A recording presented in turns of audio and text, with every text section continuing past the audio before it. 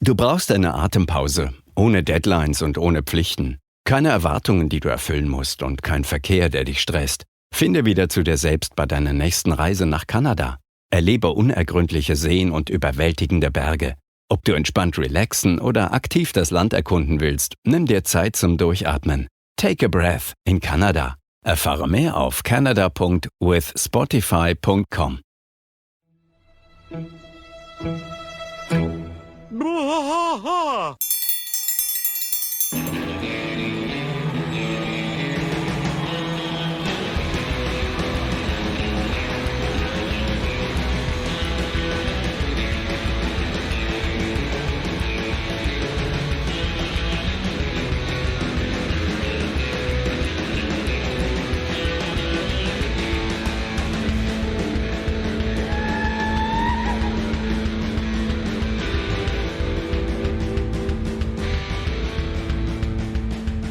Bwaaa tries to fight all through the night, deep in the heart of Texas.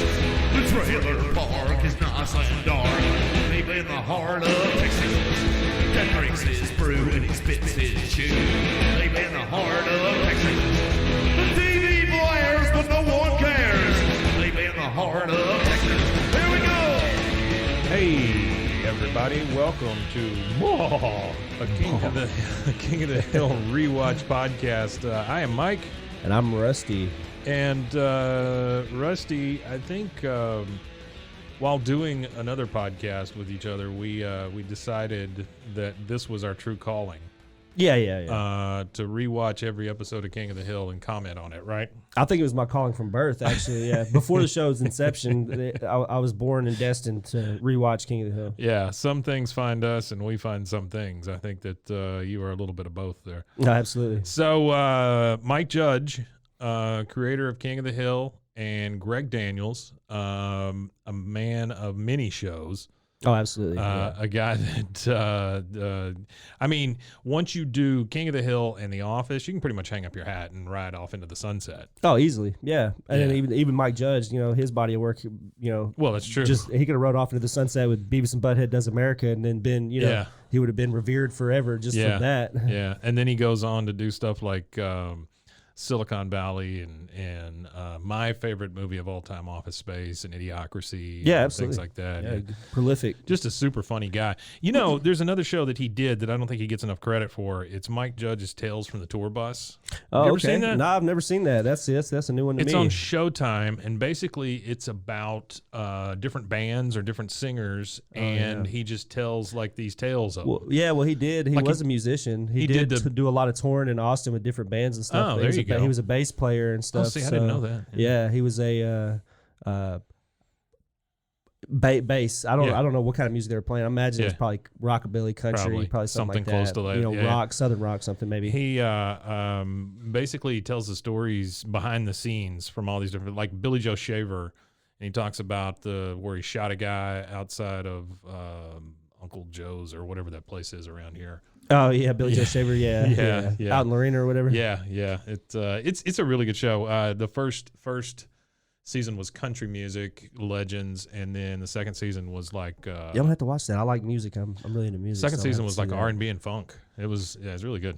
Mike Judge and R&B and funk. Yeah, that's got to be good. It's all animated, but Mike Judge hosts it as an animated Mike Judge. Okay, so it's very nice. Yeah, it's crazy him even being in animation to me, coming from his background, because he has Bachelor of Science in physics and stuff, and he even worked in the field for a little bit. Really? And so he's got a degree from University of California in San Diego, and that's what he was doing, was just different stuff in the physics world. I'm not sure exactly what, but he was doing different stuff with that degree in that colliders and things. Yeah, well, he actually, it was. Now I do remember a little bit. It was a early video card production company that he was working for. Video card production. Yeah, and he absolutely hated it.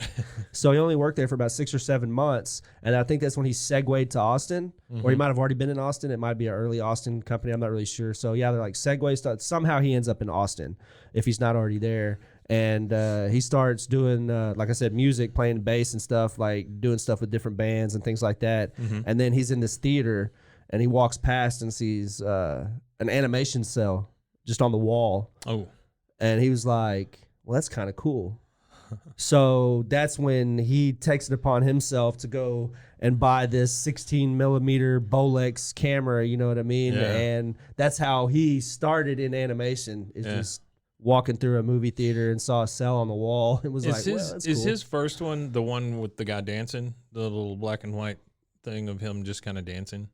I think so. I think that I saw that recently. The first one. It's just like, I don't remember what the name of it is, but it's just a guy kind of standing there barely dancing, right? Yeah, and, yeah. And he did every frame and everything. He was talking about animation, and he talks about how most people think it's very laborious, you know, and he said that he enjoys it because you can see how things change, and you know, you're just there with yourself and stuff like that. So that seems like something. Yeah, absolutely.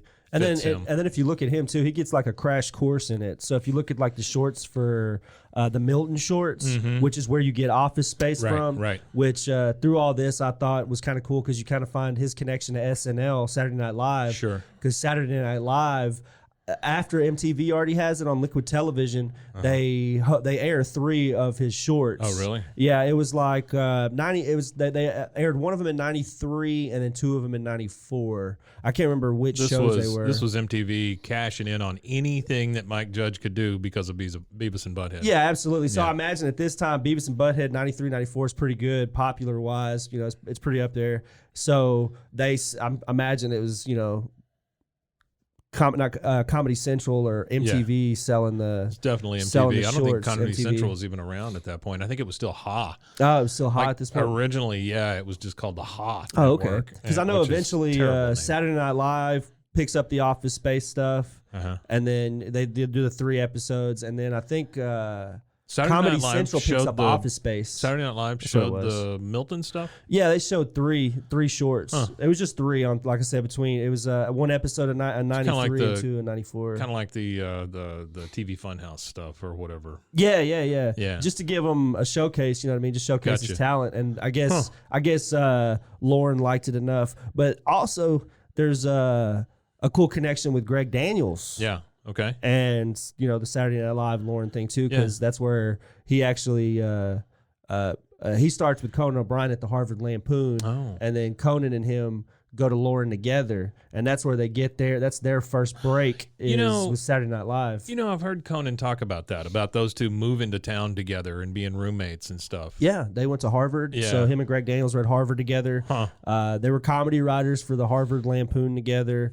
They leave Harvard together. Which ultimately known as National Lampoon. Yeah, National Lampoon, yeah. So they leave together. When they leave together, they go to Saturday Night Live together. They do Saturday Night Live together. Well, Greg leaves first. And they're both writers. Yeah, they're on both this, writers. Yeah. So Greg leaves first and goes to The Simpsons. Oh. Well, you know, follow suit. Conan follows him, and he goes too. So that's where they all. That's literally their end of their togetherness is The Simpsons. Because after that, Conan obviously goes to the late night stuff, Right. and then Greg goes to TV show creation from there. Yeah. So that's when Greg leaves The Simpsons, and then boom, he goes to work on King of the Hill with Mike Judge. So back to Mike Judge. So he does the Office Space stuff and all the shorts. Well, he develops in 92, what you showed me was the Frog Baseball. Right. So he develops that in 92, and that's where you first see Beavis and Butthead. Yeah. So. Yeah. Frog Baseball is that little short that I saw at the Dobie in Austin one time, and it was part of a Spike and Mike's Twisted Animation Festival. It was my first, I guess, the world's first exposure to Beavis and Butthead. Yeah, absolutely. Okay, so we're kind of caught up with what got these guys here and who these guys are for the most part. So, being that this is episode 1, I guess we start with the pilot. Episode 1 of season 1 aired January 12th, 1997. The pilot, yep. Yeah, and that marks the debut of almost everybody that you see in this series, with the exception of like Lucky and folks like that. The Hills, and then the satellite friends. Yeah, they were going to add the Laotian family, so the first episode was supposed to be where you meet the Sufanusen phones. Yeah.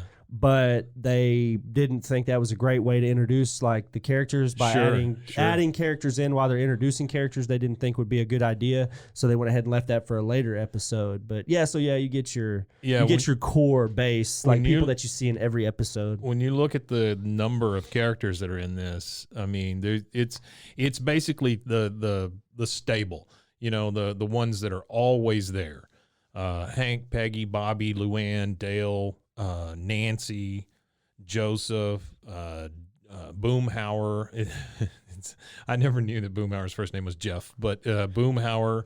Nobody does. You don't find that out until that very last episode when he sets his ID on the. Yeah.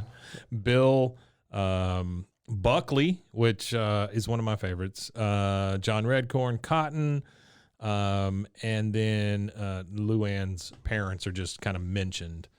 And then, of course, Anthony Page, who nobody knows who that is. Yeah, nobody knows who that is.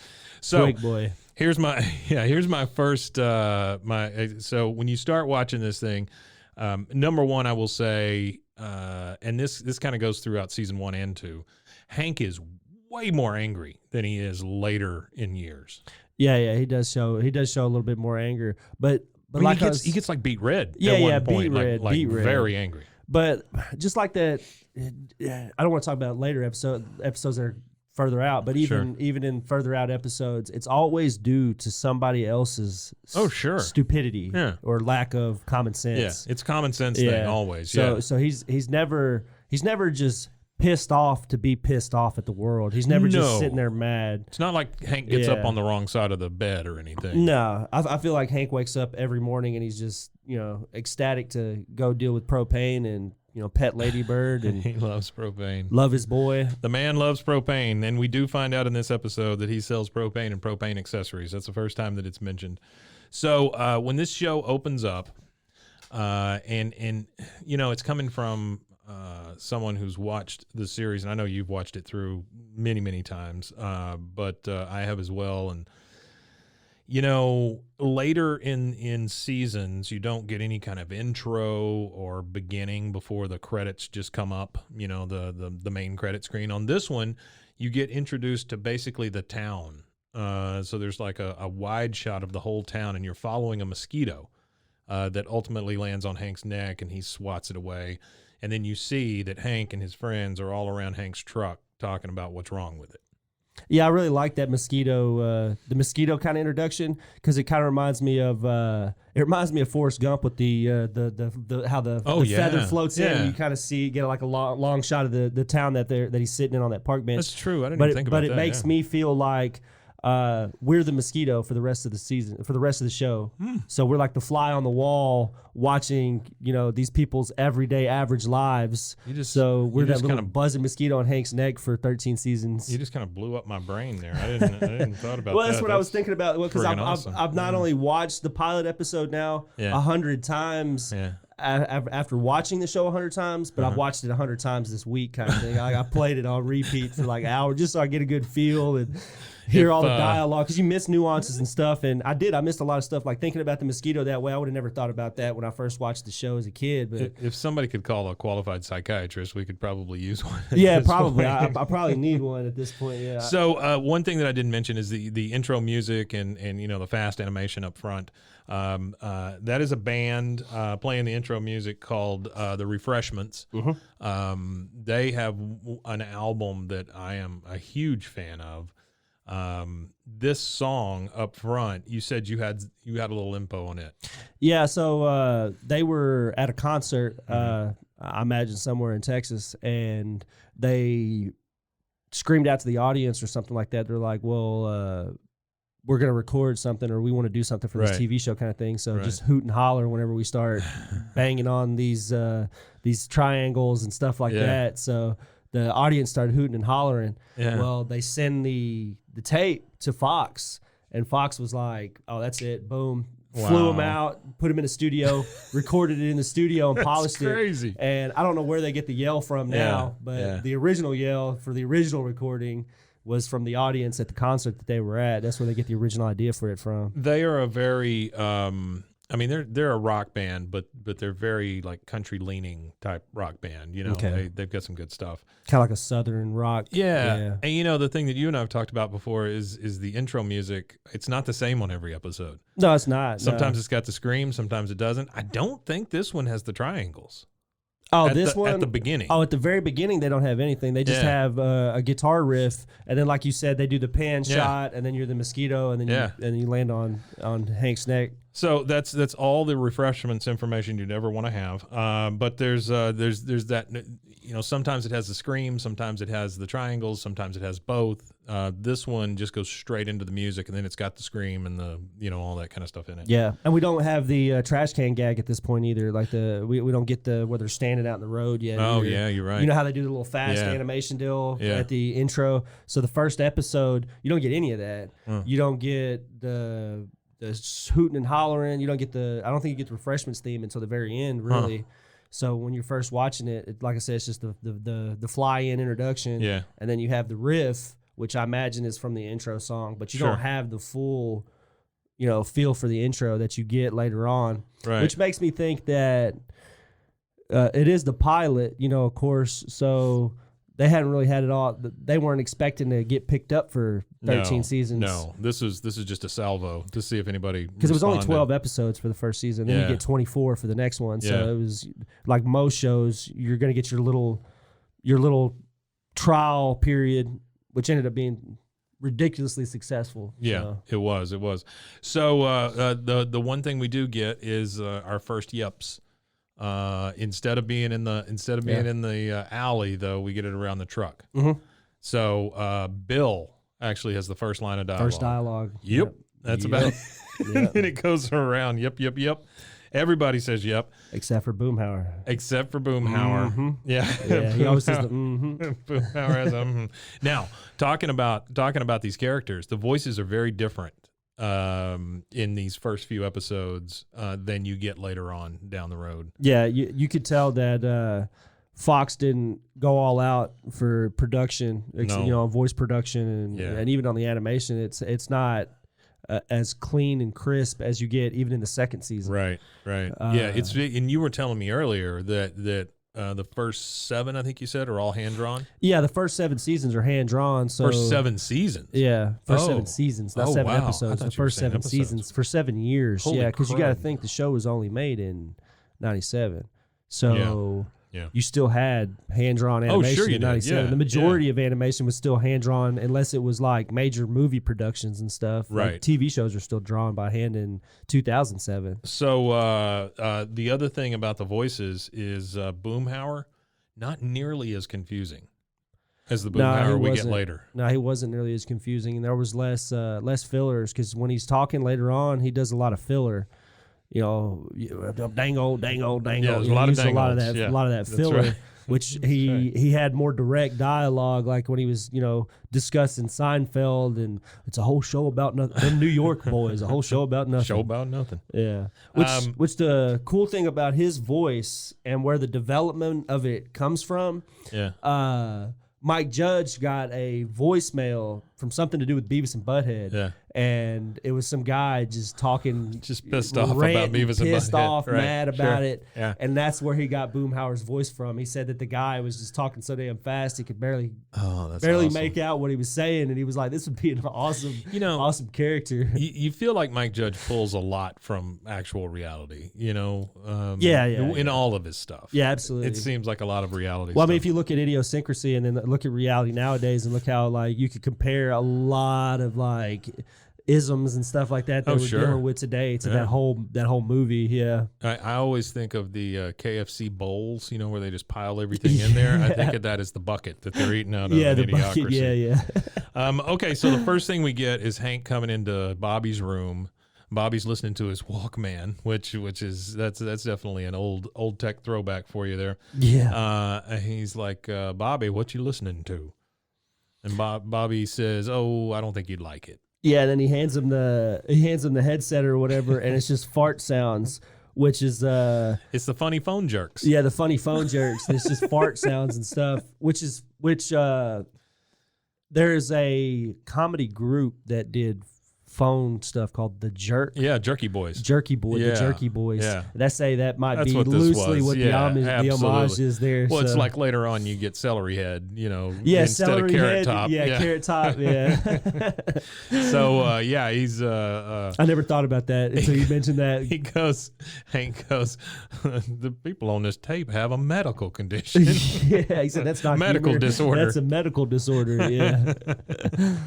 So he tells Bobby, you got to get ready for the game because apparently Bobby's going to go play baseball, which Bobby does not seem like the athletically gifted type. No, that's also another name that the title goes by is Bobby the Baseball Phenom. Ah. So that was another. So I think it's on the DVDs. So if you look on the DVDs, it doesn't say pilot; it says Bobby the Baseball Phenom. Then we get the family in the car. So we've got Hank and we got Peggy and we got Bobby in the back seat. And Hank is telling him he's got to play hard. He's got to get ready to kick some butt.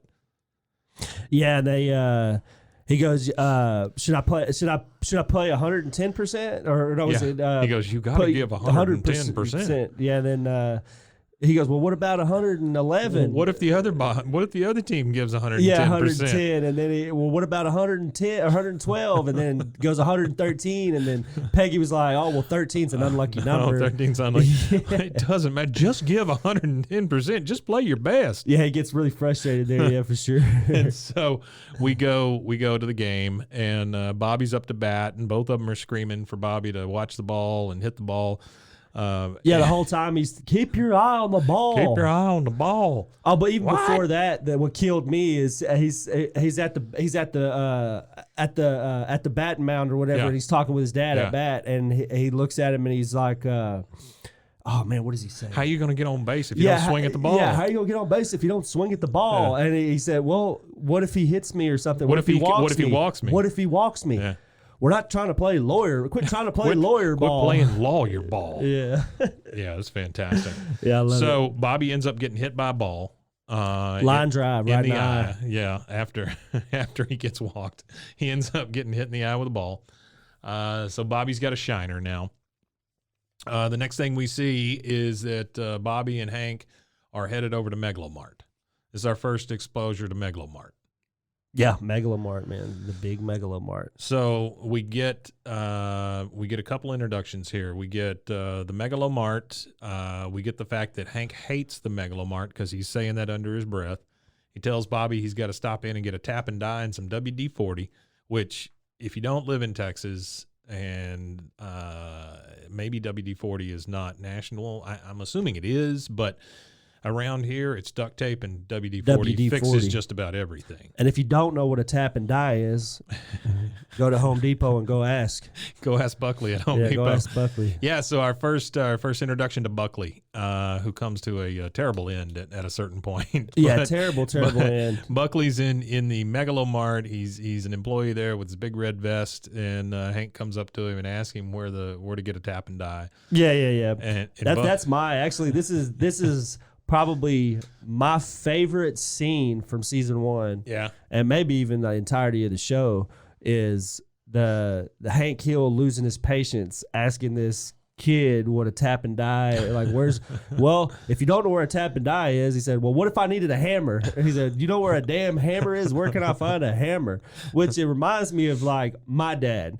Like going to a Home Depot or something with my dad, it's sure. Like, I know more than you. Yeah, and he just like walks past them and like, hey, can you find, no, I know where I got to go kind of thing. So that's what Hank Hill kind of reminds me of. He has this like infinite knowledge of like handyman type stuff. Yeah. So when he goes into this store, he knows more than this guy, but he's lost the hardware store. There's no mom and pop hardware store that he probably went to for years. Yeah. Now it's Megalo-Mart. Yeah. So well, we get a little of that later seasons where it's crushing all those little businesses. Yeah. But for some reason, Bobby is allowed to bring his baseball bat into the Megalo-Mart, which is a little odd. Yeah, that is. They might question that today.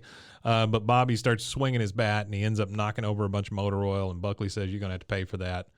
And then Hank kind of loses it and yells at the kid about being fired. You're fired. He basically fires him. Yeah, and then leaves. Yeah. But the thing I found weird about that is he's overheard by two ladies that are in the Megalo-Mart, and they're like, "Oh my gosh, that's that Hank Hill. You know, he really has a temper." Yeah, and then you get to hear. No telling how that boy got that black eye. I don't know how to pronounce her last name, but the lady that does Peggy's Namji, is that how you say it? Najimi. Najimi. Yeah. So you hear her voice there too, because Yeah. it almost sounds like Peggy talking. Well, I think they have about 3 people in the show Yeah, that do all at the the time, voices, probably, right? yeah. Yeah. They didn't have very many.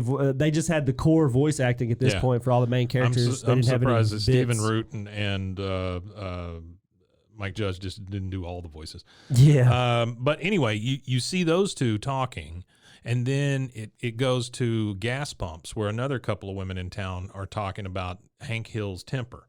Yeah. That is something that you never see again. No, you never see anything like that again. No. There's no like There's not really ever dialogue from anybody in the neighborhood or anything. Well, and the thing is, there's not really any scenes where it doesn't include one of the characters you know. Yeah. Like this is 2 scenes with 4 people that you've Never never see seen again. and will never see again. Yeah. Yeah, And you never absolutely. see that happen again. Right. Where you get unnamed, unknown elements, like nothing that I can remember. Well, watching it now, the way we're watching it, we'll probably be wrong. But from what I can recall of the show, I don't really remember another time where you get non-named characters having an impact on like driving the story. Yeah. Because they do drive the plot because they're right there, and then they're like, well, somebody needs to report them, and then boom, you switch to Twig Boy with his wrist brace on, putting Right. in all the information in the computer. Right. You got Twig Boy, who is in Child Protective Services, getting a phone call about that because of this game of telephone that people around town are playing, Hank Hill has now hit his son in the eye with a bat. Yeah. And he's like, no, that is not acceptable. Not at That's all. Not acceptable behavior. I've got him in the system. I'll take care of it from here. And he's wearing one of those, I always call them a bowling glove, but it's like for corporal tunnel Yeah, like a syndrome, wrist brace or corporal whatever. tunnel syndrome. Yeah. He takes that off. And then like you were saying. Yeah, when he lifts up the little folder with like 3 pieces of paper, and he goes, oh. And then you hear Mike Judge's, it's almost a baw. That's right. But it's very high pitched. Yeah, it's like a Californian baw. That's right. It's a California Baja. So we now go to Hank and Dale, and they're talking about they end up talking about global warming, which you and I have talked about this before, how this show was way ahead of its time in talking about global warming, transgender, all kinds of stuff. Oh, I mean, yeah, all there's kinds of stuff. tons of stuff in here that could easily have pegged Hank as like a MAGA guy or a far right-wing Republican or whatever, but Hank ends up being a centrist throughout this whole thing. Yeah, absolutely. Well, that's the thing is his biggest, the biggest thing about Hank Hill is common sense. Yes. So he takes a common sense approach to everything in his life. Yes. And politics is one of the things he takes a common sense approach to. It's hot outside. It shouldn't be this hot outside. If it gets 1 degree hotter, Dale, I'm going to kick your ass. If it gets 1 degree hotter, I'm going to kick your ass. All right, so one of the other 2 things that I brought up to you is in this episode, we get the first 2 instances of Dale Gribble running away. Yeah.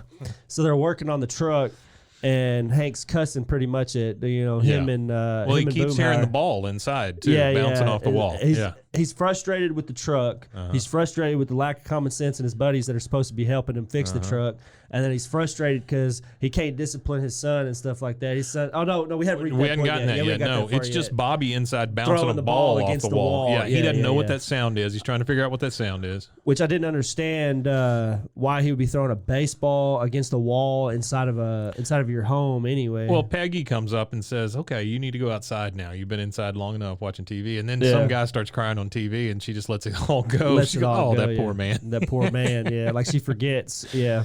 But Dale is trying to help, and he screws up Hank's truck, ends up backing it into his garage door, which we never see fixed or whatever. Yeah, never see it fixed. But Dale just like, okay, I got to go. And he jumps over the fence. That's the first time. Yeah, he jumps over the fence. And then the second time, Hank is actually trying to fix the truck, and he's hearing the bouncing off the wall and all that stuff. And yeah. Dale basically helps close the hood on Hank and beat him up and all this stuff. And then he just like, and jumps over the fence. Jumps over the fence again, yeah. That's right. So Then Hank is basically reached his tipping point. You know, he's pretty pissed off at this point. Oh, and before that happens, Bobby ends up hitting his mother with the ball in the head. Yeah, it bounces and he hits her in the Yeah, forehead. it was just a leaves complete mark. fluke kind of thing. You know, it hits her and gets her a big lump on the head. But that's when we get a visit from CPS. Yep, you get the visit from Twig character, Boy. yeah, Twig Boy, eventually known as Anthony Page, but yeah, Twig Boy is where you get him, and yeah, he comes in, sits down, and he starts doing like the interview or whatever with the family, Yeah. and then eventually he goes throughout the neighborhood asking everybody about it, and even Dale has good stuff to say about Hank, Yeah. which is kind of weird because later on you have situations where people are asking stuff about Hank and Dale like slanders him. You know what I mean? The worst best friend to have. Dale is kills his Dale front Gribble, yard, yeah, everything. all kinds of stuff. So this is the first mention in this interview of Hank's narrow urethra, yeah, which Hank is not proud of, and asked Peggy to not mention his glands. yeah, and then also that's where Hank gets mad and he says, "Now you listen to me, mister. I work for a living. That's right. And I mean real work, not writing down gobbledygook. And I provide the community with propane and propane accessories." That's right. You get a lot of information out of that one little speech where Hank is getting so pissed off. Yeah, he gets pissed off at bureaucracy too. He starts because that's pretty much what he says. He's like, "My hard-earned tax dollars go to pay for Twig Boy and the bureaucracy." And yeah. as he's getting a little loud, of course, Twig Boy says, "Mr. Hill, loud is not allowed." And that really pisses off. Yeah. Loud is not allowed. Why you? And that's when he kind of goes into his tirade. In the middle of it, this is another very Texas thing that happens here. He says, "Peggy, get me my BC headache powder." Yeah, honey, get me some BC headache powder. Yeah, You never hear BC headache powder out of anybody but 80-year-olds. yeah, that's it. It's fantastic. So as the interview guy goes around the neighborhood, he ends up over at Dale's house, and he's interviewing Dale. And of course, Dale's like, "Oh no, he'd never hit his boy. You know, he's very proud of him, and that's all he's got because of his narrow urethra." So he brings it up again. Yeah, yeah. And then he goes, "If you don't believe me, believe my son. He's his best friend." He calls in Joseph. God, I don't know why I couldn't think of it. All I could think of was John. He calls in Joseph, and that's the first time we see that Joseph is basically John. Well, that's all Reddick. Nancy can think about is yeah. John. Yeah. So he says, "Hey, Nancy, bring us a couple of beers." And she goes, "Sorry, can't, hon. I got a migraine treatment with John Redcorn." Yeah, then they're standing right at the doors, just running out. He says, "You've been going to that John Redcorn for 12 years." And she says, "Well, healing takes time." Yeah, healing takes time, baby. And it's John Redcorn. It's always Suge. Yeah, Suge, John yeah. Redcorn out in his Jeep playing Foreigner Hot Blooded as she goes out and whisks away with him. And then you see Joseph and you realize, oh crap, Joseph is Joseph John Redcorn's son. Yeah, John Redcorn's son. Yeah. That's right. So you get like on the information about these characters is like with a fire hose at this point. Yeah, because it's drenches you just with it, yeah. oh my God, it's all this You information. get a lot of information, and then like we were talking about, well, Greg Daniels' influence on the show. You get like the conspiracy theorist nut that Dale is. Yeah. Dale at first was supposed to be just a toothless, slack-jawed redneck. Really? Yeah, he's supposed to just be. I mean, that's what pretty much everybody around Hank was supposed to be. Yeah. Before Greg came in, so you had Boomhauer, you had Bill, and those are the only two that existed at that time. And you had Dale as well, but they existed as just satellites, redneck satellites that weren't even really supposed to as strongly developed as Greg helps with. So Greg takes that experience from writing with Saturday Night Live and fleshing out characters there, and then he went to The Simpsons and fleshed out characters there. And if you look at his influence on The Simpsons, back in the early seasons of The Simpsons, there was always a morality to the end of every episode, Sure. which it loses eventually. You lose that in The Simpsons. Yeah. But there was always some kind of like message, which you get in King of the Hill. You There's never always some lose kind that of in King of the morality. Hill. You It's never lose always it. there. It's Yeah. always there, and that's because Yeah. Greg Daniels never leaves The Simpsons. Yeah, and or King of the Hill. King of the Sorry, Hill. he stays Yeah. in King of the Hill in perpetuity till the end. The other, and you know, sorry, a little side on Greg Daniels, Yeah. but I know that The Office was based on the UK Office, but there's got to be a little bit of Dale in Dwight. Oh, absolutely. You know, that those two characters, he is kind of the nut. He's the far out there nut for sure. I wouldn't even call him far right. He's just far nut. So Twig Boy goes and interviews Boomhauer, and Boomhauer tells him all about dogs barking. He thinks he's there to take care of the dogs that are barking in the neighborhood. But eventually, Twig Boy is walking out of the neighborhood, and Bobby and Joseph are in, I guess, Bobby's backyard, and they're talking about Hank and how mad he got, you know. And he said, Bobby says something like, "Oh, my dad loves me. He should have heard what he said to that Twig Boy. He said, 'Get out of my house. My boy ain't much, but he's all I got.'" And that's not even what he said. That's what's so funny. He didn't even say that at all. He's all I got. Yeah, that's funny. And so Twig Boy overhears this and overhears what Joseph said, and he's like, "Oh my God, I got to take this kid away." You know, he thinks he has to put him in CPS because well, I could put you in a nice house in North Arlen. Right. He comes back with him, asking him if he wants to be put in a nice house. Bwaaa tries to fight all through the night, deep in the heart of time.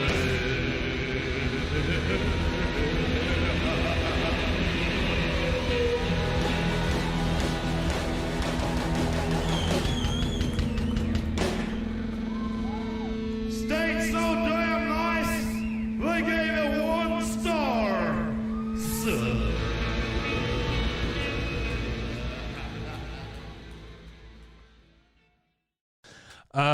Let's see.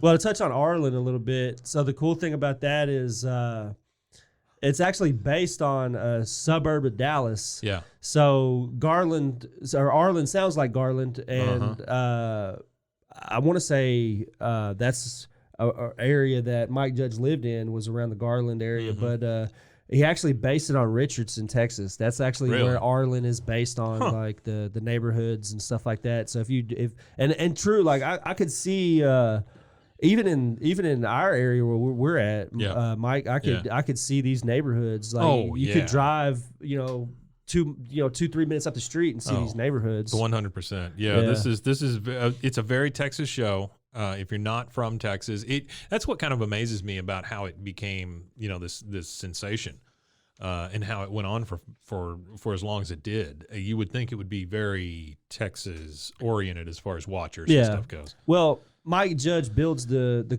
skeleton, but without Greg Daniels fleshing it out. Sure. It wouldn't, because one of the research methods that Greg uses, even for The Office and Parks and Recreation and stuff like that, he makes people go. He makes his writers go. Like, hey, you go and check out what it looks like to be in a local government for Parks and Rec, or hey, you go sit in an office space, and I've got a guy that's going to let you go and observe, an office kind of thing. So that's what I think is really, really neat about King of the Hill, and how they actually went to the neighborhoods and kind of went and sat in like cafes in these little, areas, and walked these streets and stuff to get all this like research for these shows to make it feel so intimate. It feels like people, like we've discussed. It feels before. Familiar. Yeah, very familiar. Like any neighborhood that you've ever been in, kind of thing. So talking about how we're getting fed from a fire hose here, the other thing we get is the backstory for Luanne, why she's at Hank's house and all that, because she is his niece.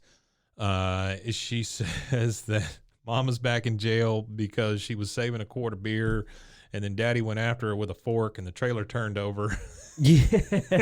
Well, that's the funny thing, is that the trailer humor goes so far that they even get into a fight so bad that the trailer itself actually falls over. and the cool thing is we get a callback on that way down the line as far as the trailer turning over. Oh yeah. Because years later the trailer is still tipped over, and Hank and them go to tip it back over to put her in it. That's a tornado episode. Yeah.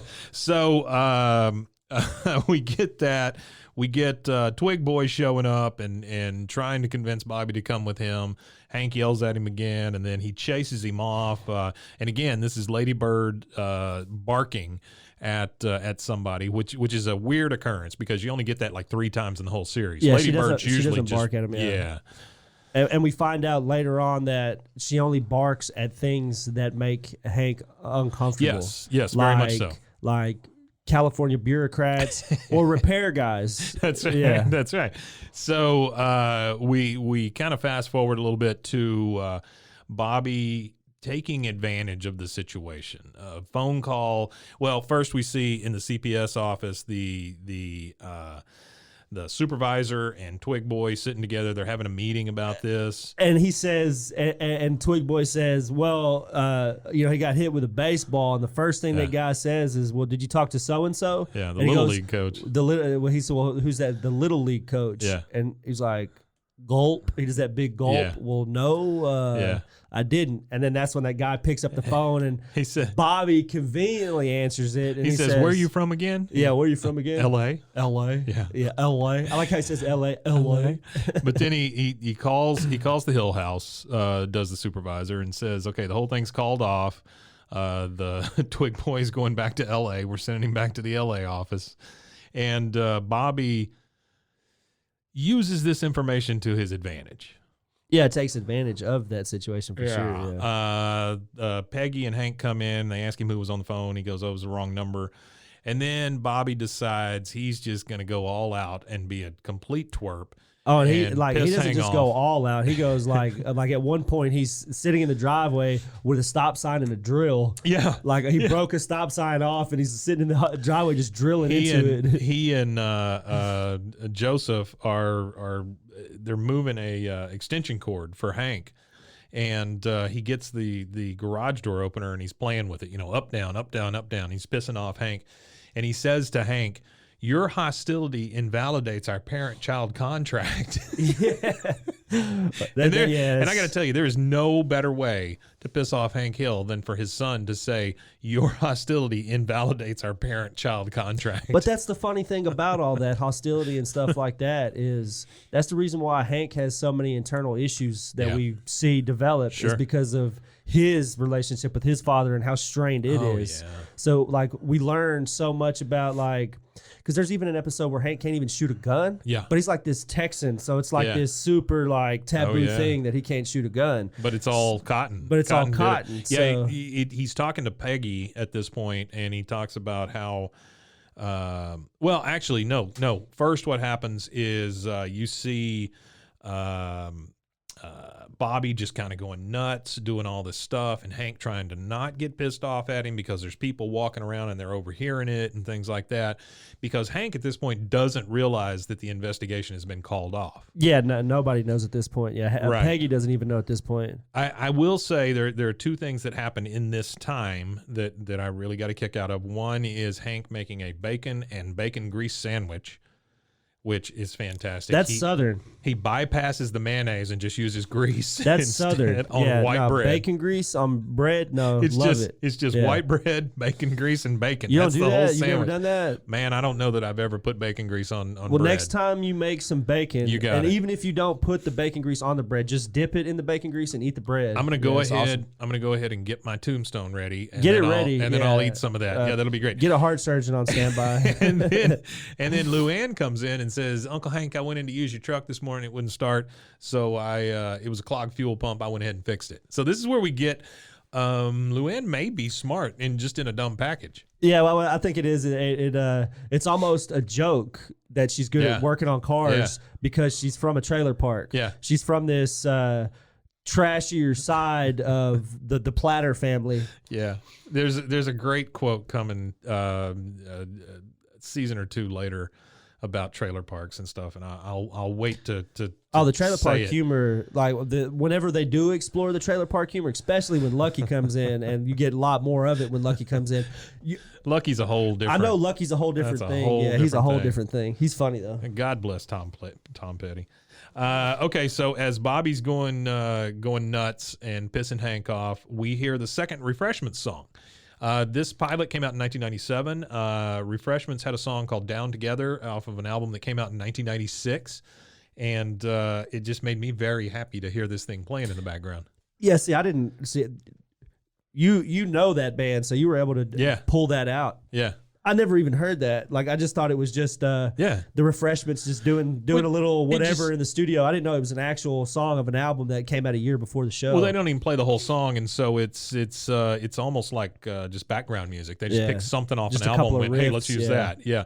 But here is where Peggy finds out that she gets another phone call from the CPS office, making sure she got the original information. So she confronts Bobby, and Bobby says, "Well, I've been doing this because I don't know if Dad loves me. I can make him love me even when I screw up this way." And so that becomes a big deal. And Peggy goes to Hank and says, "Hey, listen, I don't think Bobby thinks you love him."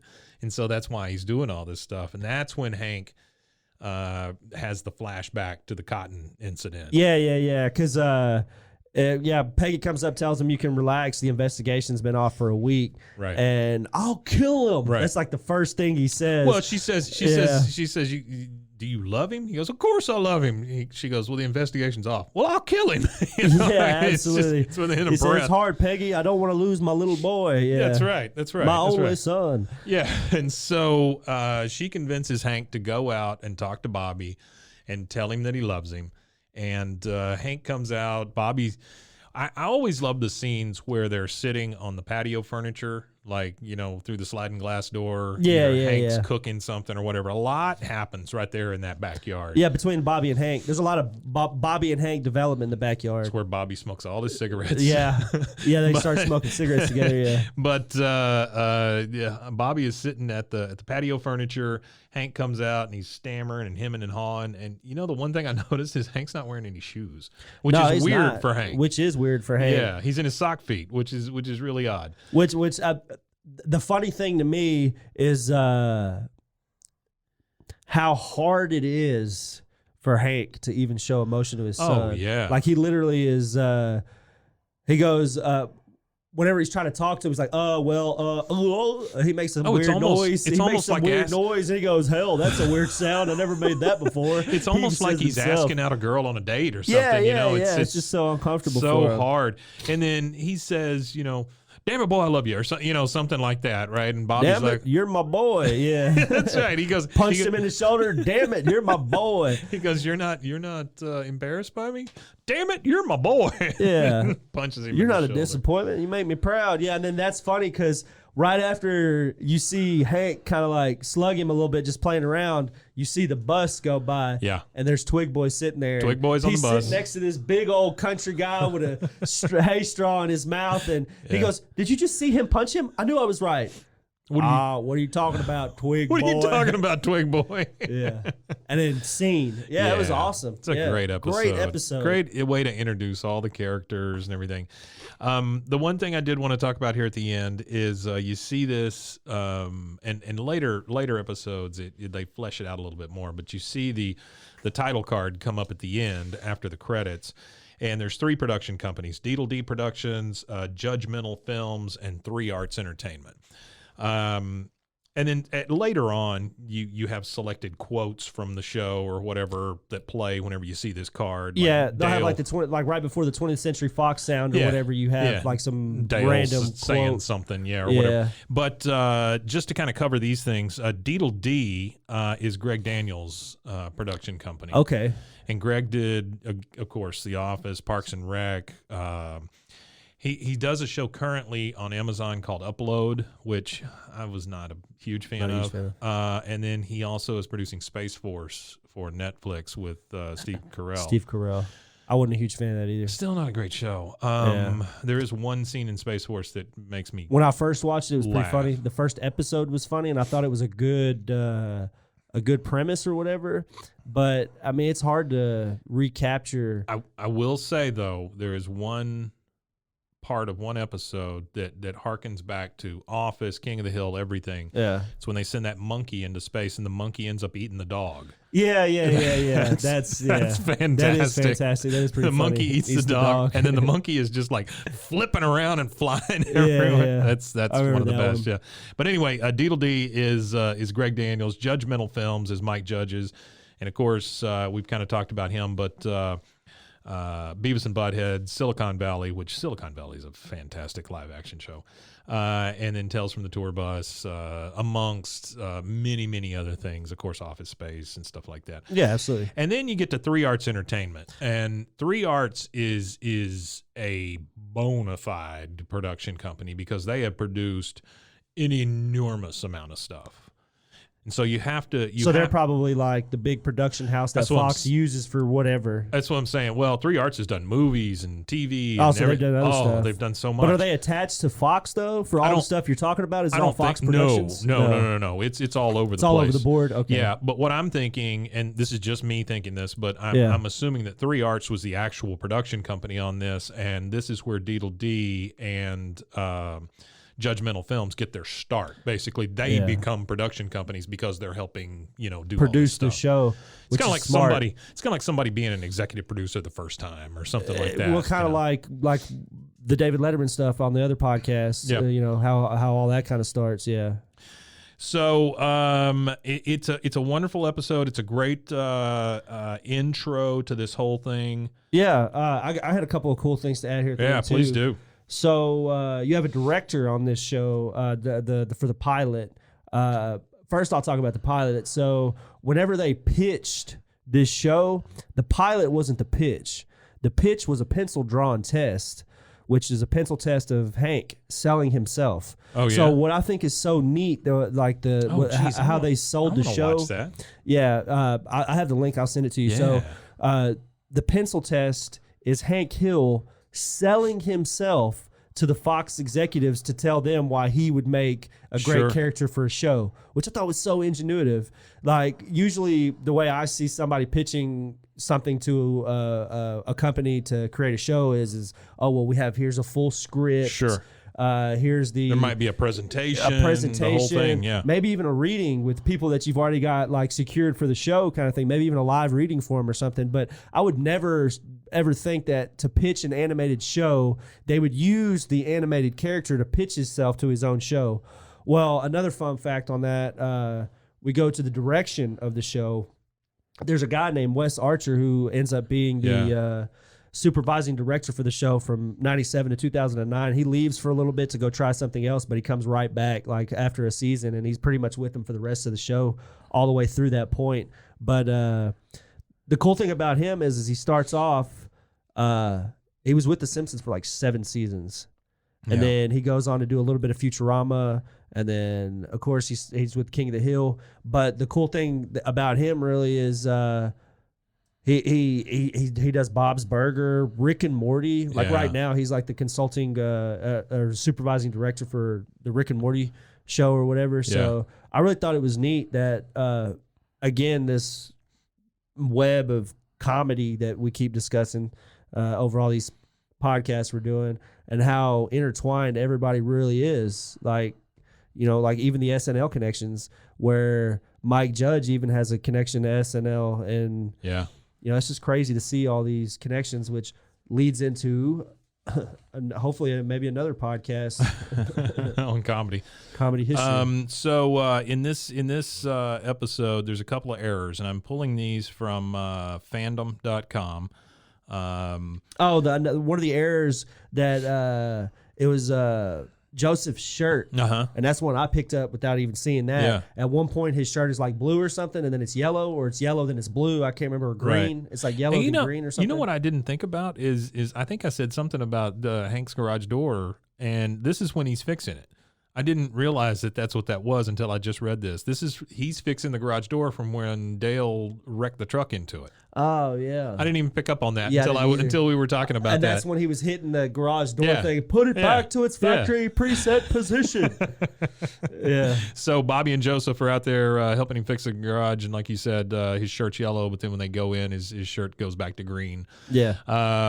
Luanne says Hoyt was arguing with Leanne, meaning he was there, but in later episodes he's in jail and has not seen Luanne since they were young kids. And so that's one. And then there was another one that I remember too. So when Bobby's at bat, he doesn't have a hat on, right? And then the camera he's got a batting off of helmet, him, and then it goes back to him, and then he has a baseball cap. Yeah. Yeah, but you know what? In the large scheme of things, that ain't bad. That's not bad. No. And that's what Greg Daniels really does on this show. That Fox had asked for a show that doesn't have a lot of continuity. That way they could show stuff in syndication, and you didn't have to watch the whole show to know what was going on. Sure, but if you watch King of the Hill, there is a lot of plot development. There's a lot of character development. There's a lot of emotional stuff that's not really supposed to be there per what Fox there really wanted. is, yeah. But they were able to do it in such a clever way that it worked. There's even cliffhangers later on.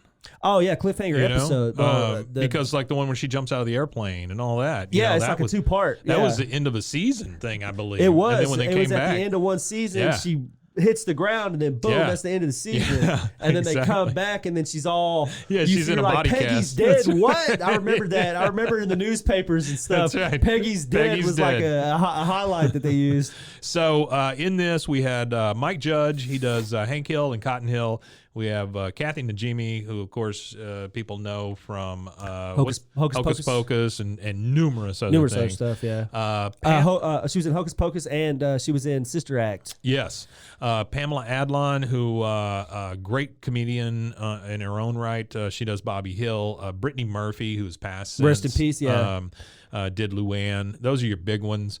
And then you start getting into like Stephen Root doing Bill and that sort of stuff. But those are your main folks, and those are definitely the ones that are referenced here on Fandom. Yeah, absolutely. So the cool thing for me is that before we started the podcast, you had an announcement. Boom. Oh, well, King of the Hill's back on Adult Swim. Yeah. And then I was scouring through Reddit AMAs. Well, there was a Reddit AMA with, I want to say it's Stephen Root, if I'm not mistaken. But there was an AMA with somebody, if it's not Stephen Root. And they were asking, one of the questions that one of the Redditors asked was about a development of a new revamped King of the Hill. Yeah. And this is March of 2021. So yeah, we're only a year, less than a year out from March 2021 of the discussions of a new show, and the excitement that came from whoever it was that was affiliated with the show that was doing the AMA, the excitement they showed in all caps. He said Mike Judge and Greg might get pissed off at me. He said, but definitely it's in the pipeline. Yeah. So what I've always heard is that Mike Judge is willing to do it, but he wants all the characters at their current age. He wants to age everybody up. Fan-friggin-tastic. Which is fantastic. It does with Tom Petty, rest in peace Tom Petty. With Tom Petty being passed, and rest in peace Brittany Murphy with her being gone. Yeah. Like how they handle certain characters would be interesting to see how they do. I mean, I think you could do it with different people, but because think of all the people that have done Bugs Bunny's voice and all of that kind of thing. I mean, in animation, it's a little easier to replace characters like that. I agree that you could do that, but you can't fool me. Bugs Bunny. No, I get that. You won't be able to fool. No, that's true. So I feel like to keep it in the essence of everything, that they'll have to write them out. I mean, it's hard or put them somewhere else to where they don't pop up in the show physically. They could be mentioned and discussed and talked about, but to have somebody else do Luanne or Lucky's voice, or hell, even Buckley in the Sky's voice, you know what I mean? Like just real quick, let me give Stephen Root his due. Okay. He is one of my all-time favorites. As far as a comedian or an actor, he is a guy that every time he shows up, he makes things better. News radio. He was the boss on News Radio, which I absolutely loved News Radio. When Phil Hartman died, it was one of the saddest things because Phil Hartman was such a great guy. Funny guy. Never a bad thing said about him. No. And it was really, really sad that he passed. But, Stephen Root has been in things like Finding Nemo. He was on Just Shoot Me. He was in Ice Age. Oh, he was on Just Shoot Me? Yeah, just one episode, but he was in that. Okay. He was on Grounded for Life, which also was a very good show. That was a great show. He was in Dodgeball. Is Stephen Root the grandfather in in Grounded for Life. Yeah. Not the grandfather. Who is Tony Bustamante. Oh, okay. Yeah. And then he was in Dodgeball, which is a great movie. He was in Kim Possible. So he was a voice on Kim Possible. wow. Yeah, that goes back to some of your stuff. West Wing, he was on that. He was he's been on American Dad, which we won't say anything about that. Well, that's funny about American Dad too, is because American Dad, the one of the top guys for American Dad is also a King of the Hill alumni. Oh, really? Yeah, so that's again, it's that intersecting. As far as an actor, he was in No Country for Old Men. He was in Oh Brother, Where Art Thou? My absolute favorite, he was in Office Space. He is Milton from the Milton Shorts. Yeah, absolutely. He's the guy that wants the red stapler. Yeah. He was in Drill Bit Taylor, which a lot of people will remember. He was on the Sarah Silverman show. Pushing Daisies, which was on I don't know what people HBO, would remember Drill Bit Taylor, but yeah, I guess there's somebody out there that remembers it. King of the Hill, of course, 24. I'm just reading down his list. Was it list that here. Owens that was in that, one of the Owens brothers? In what, Drill Bit? Yeah. Batman animated series. He's been on Children's Hospital, which that's a whole thing in and of itself. Let's see what else we've got. The Good Wife. He's in a slew of stuff. I mean, good God, he was on the Cleveland Show also. By the way, the thing that ended up replacing King of the Hill. So was Hank. That's what's funny is Hank is on the Cleveland Show. Yeah. And then he was a character on Boardwalk Empire also, which wonderful show. Great show. That's the one with Steve Buscemi, right? Yeah. That's the Steve Buscemi show. That was really good. He was in Justified, which also was a very good show. Hot in Cleveland with Betty White and all that. Oh, wow. Yeah, I mean, the guy, it just goes on and on. Brooklyn Nine-Nine, Big Bang Theory. I mean, this guy, Workaholics, TV, Gravity Falls. I mean, this guy, he's a legend, honestly, for all the stuff that he's done. He's on Adventure Time, Mr. And he starts with King of the Hill, right? Mr. Pickles. Oh, he's Mr. Pickles? He does a voice on Mr. Pickles. No, he's the plantation owner. Oh, wow, Mr. Pickles. Yeah. And then, of course, I think the thing that I've seen him the most in here lately is Barry, a TV show on HBO, where he's Monroe. He's kind of Barry's boss. Barry is a trained killer, and he's Barry's boss. It's a very good one. He's in Man in the High Castle, which also another Amazon show. He's on it's a good book too. The new Perry Mason. Good God! I mean, I keep thinking this thing's going to end. It just doesn't. No, he's active. So he gets his start with King of the Hill, right? That's fantastic like where his whole guy. Life starts. Man, no, honestly, he's been in so much stuff. It's not even funny. Then. Oh, that's crazy. Yeah. RoboCop 3. He's in RoboCop 3. Head of the Class. Wow. How far does that go back? That's way back. Yeah. I guess he's prolific as can be then. He was big before Mike Judge called him. Very prolific guy. I don't know exactly where he's from. I didn't read that part of the IMDb, but he is absolutely one of my favorites. There was somebody that had called to do Dale Gribble. Can't remember who it was now. I wish I did. Right. But I remember whoever it was somebody that was a bigger star, and when they called him up, he was way too expensive for him. So here's my goal with this show, right? Is number one, and then I'm talking about this podcast. Number one, we're going to get through every episode. Right? And we're going to break down each episode just like this and just talk about them. We are now at minute 57 for a 22-minute show, but that's okay. Yeah. I would love to hear from one of two people. Okay. Well, three. I mean, Mike Judge would be the ultimate if we could get Mike Judge on the phone. The other one would be Stephen Root, which that would be mind-blowing for me because I have always been a fan. He's the best. The third one, and maybe the one that's most obtainable, is Johnny Hardwick. Johnny Hardwick is the guy who did Dale Gribble, and he still does stuff on YouTube. So if you're listening, Johnny Hardwick, which we will tag you in all this stuff. Tag you in everything. We can tag you on every bit of we would social media love to talk to you just for 5 minutes, man. Just give us kind of your recollection of King of the Hill, and maybe you can give us some insight on maybe what's in the future. Well, also a field trip to the college where the archives are. I'm still waiting. Tell them about that real quick. So there's a huge archive that Mike Judge dumped down in San Marcos, Texas, I believe is where the college is. Texas State. Texas right? State, yeah. Yeah.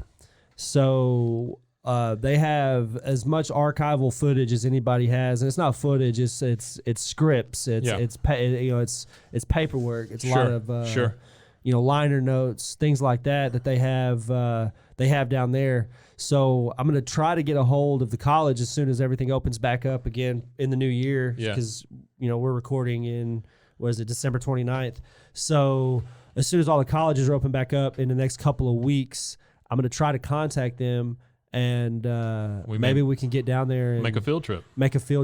And that would be freaking awesome. Go see what we can secure for season 1, and then maybe do it season by season. We'll see. Yeah. Go down there and collect what we need by season kind of thing, because they don't have information for every episode, I'm sure, but it would be cool to it'd be cool to see what's there, see what they have, and if we absolutely. can capture all the information we can capture for season 1, and just have that information to add to each episode, I think would be awesome. Yeah, it'd be awesome. Okay, so just wrapping this thing up, my memories of King of the Hill, when it came on, I was running an internet service provider here in town, and I remember the thing came on, and I want to say it was like around Super Bowl time or something maybe, when this first episode dropped, and I just remember watching it and thinking, actually, the Super Bowl that year was on the 26th of January. I looked it up myself, because usually when they air a new show on Fox, they always do it right after the Super Bowl. Yeah, almost all the networks do that. This one was around the Super Bowl, but it wasn't done. So I just remember when it came on, telling the guy that I worked with, I was like, holy crap, that show feels like it was written for us. Because it very much felt like people I knew, places I knew, situations I knew.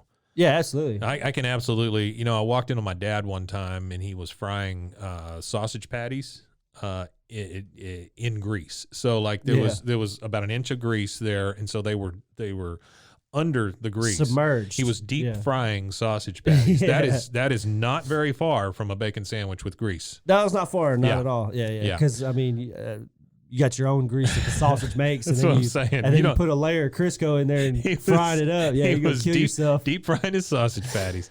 So yeah, that's this show, and the thing about King of the Hill is I had forgotten how much this show means to me, and then just as a lark, kind of when you and I met, because of your avatar that you use, which is Dale, I thought, well, I'll give it a shot. I'll try rewatching King of the Hill, and I'm telling you, since I started that, I haven't stopped. Like, I've gotten through the whole thing, but now I just kind of selectively pick and choose. It's become The Office, so The Office and King of the Hill are always on for me. For the most part. I acquired all 13 episodes, so I'd have them seasons. Seasons. Yeah. I acquired all 13 seasons, so I have I like the word acquired. Yeah. That's nice. Oh yeah. Nice job, Russ. matey. But nice job, Rusty. I acquired some lumber. Well, no, it makes it sound like maybe they weren't all bought. Yeah. Sailing the high seas. So when this debuted, where were you? What situation were you in? 1997. Okay, so I moved here to Waco in 96 from England. From England. Yeah. So we touched down in 96. You were probably hyper aware of all of this, like Texas stuff. Yeah. I was really well, I grew up with my dad. My dad's Texan, so when the first 6 years of life, I walked around. My dad had cowboy boots, cowboy hat. He was Tex. You know what I mean? He was big Tex from the fair. Yeah. So in England, that's what everybody knew him as. He was the big Texan guy. He was the big country guy. He was the wild. My mom had to send my cousin to go collect him one time, and he was at the grocery store, and there's like 15 cops surrounding him because they shut off one of the grocery lines while the store was busy, and they shut down one of the lines, and he was like, he started ranting and raving inside the store. He said, "Tell me where a hammer is." Yeah, tell me where a hammer is. And so my first really, so it airs in January, and I'm really big on TV at this point because I'm trying to understand a lot of the things that kids are interested in that I don't know. Yeah. So TV becomes a friend Whereas I don't have a lot of friends because I don't have a lot of relatable experiences to a lot of kids at this point. Because I grew up in in England. It was a neighborhood with 60 houses on one side of the street and 60 houses on the other side of the street. You could slap your neighbor's door. Right. So it was not more that way community, here. and it's not. It was not at all. I didn't feel like. It didn't feel as the community felt different. It was a community feel, but it was a different feeling as I could go down the street and I didn't have to have my mom holding my hand to go knock on somebody's door or anything. Sure. I didn't have to go ask permission to go hang out 5 houses down. I just walked down there kind of thing. So it was this new dynamic for me.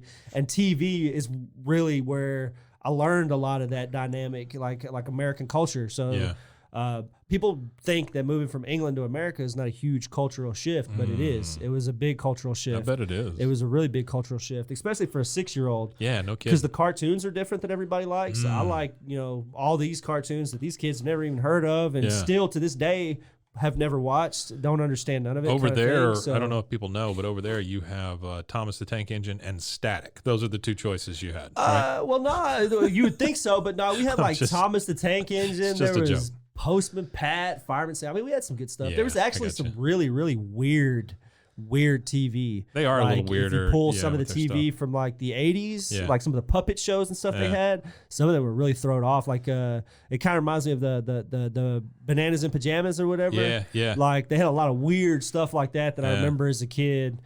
Teletubbies was not a stretch for you. No, Teletubbies was not a stretch. Teletubbies was actually a fan favorite. Yeah, my little sister was old. I wasn't old enough for Teletubbies, but I used to watch it with her, and I was like, "This is almost psychedelic to watch." Yeah, it was weird. The sun smiling at you and stuff. All right, man. Well, we got a lot of episodes to go, but this is going to be fun. Yeah, I'm looking forward to this adventure. Yeah. It's going to be great. Each time we will recap a King of the Hill episode. Next up is episode 2, season 1. Square Peg. Yep. All right, guys, y'all take it easy, and you can find us at roguemedianetwork.com.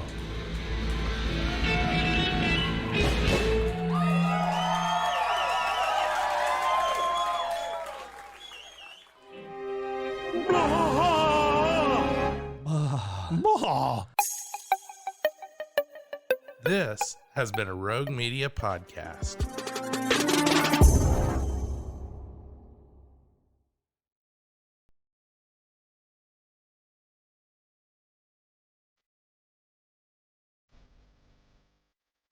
Frozen, heroes. Gonna tell you about Frozen, heroes. Gonna tell you about. Hey, I'm Zach. And I'm Mike. And we have a fantastic new podcast to tell you about.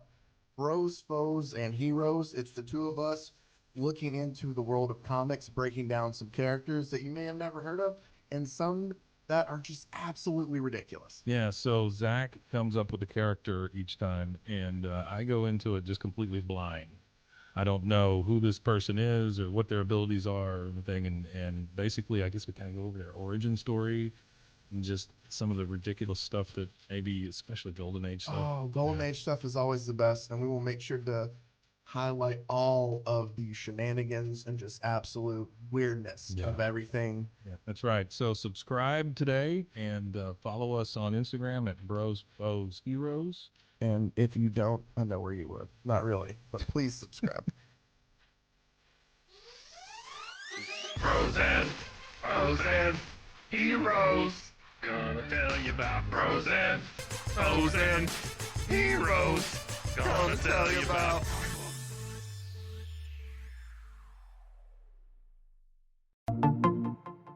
Welcome to One Star Rewind, a new podcast about those dreaded one-star reviews that every business owner hates to receive, but yet every customer loves to read. During this podcast, we will peel back that one-star review to better understand how it happened, when it happened, and what the business owner is doing after receiving that one-star review. This podcast will be about love, hate, and laughter. On One Star Rewind, we will meet with real business owners who will tell their stories and how they do rely on reviews for their business. Follow us on Facebook, Instagram, or download us at roguemedianetwork.com. Please subscribe, but only rate and review for not a one-star review. Join us each time for a new review and a new story.